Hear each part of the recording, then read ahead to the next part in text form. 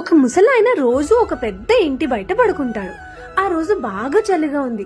ఆయనకి విపరీతమైన చలితో వణికిపోతూ ఉన్నాడు. ఇది ఈ రోజు ఆ ఇంటి యజమాని గమనిస్తాడు. గమనించి ఆయన ఇంట్లోకి వెళ్తుండగా ఈ ముసలాయన్ని పిలిచి, అయ్యో ఇంత చలికి వణికిపోతున్నారేంటి, ఉండండి నేను లోపలికెళ్లి మీకోసం స్వెటర్, షాల్స్ లాంటివి ఏవైనా తీసుకొస్తానని చెప్తాడు.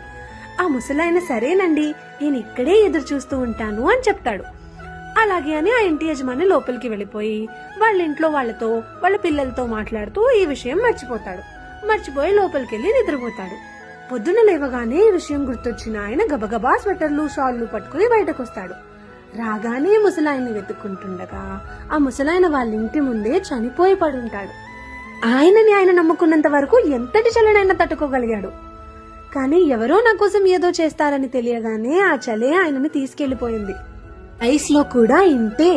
నా కోసం ఎవరో ఏదో చేస్తారు, వాళ్ళు ఇలా ఉంటారు, వీళ్ళు ఇలా ఉంటారు, వాళ్ళే నవ్వుతేనే నేను నవ్వుతా, వాళ్ళు ఏడిస్తే నేను ఏడుస్తా, నా కోసం వాళ్ళు ఎందుకు ఇది చేయలేదు, నేను వాళ్ళకి ఇంత చేశాను, వాళ్ళు నన్ను ఎందుకు ఇలా హర్ట్ చేశారని ఎప్పుడు వేరే వాళ్ళ మీద ఎక్స్పెక్ట్ చేస్తూ ఉంటే లైఫ్ అంతా బాధగానే ఉంటాం.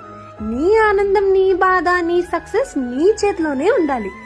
Expectations always hurts. ఎవరి కోసమైనా ఏదైనా చేస్తే నేను ఇంత చేశాను, వాళ్ళేంటి నాకు ఏం చేయలేదు అనుకుంటే అది నువ్వు చేసినట్టే కాదు. ఎవరి కోసమైనా ఏదైనా చెయ్యాలనిపిస్తే మనస్ఫూర్తిగా చేసి అది మర్చిపోవాలి.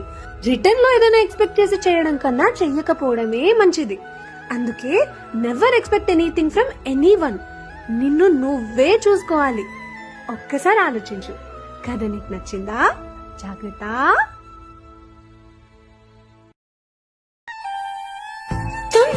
చిన్ని సెలయేరు గుండెలోన పొంగి పొలమారు అల్లుకున్న ఈ బంధమంతా వెల్లువైనది లోగిలంతా.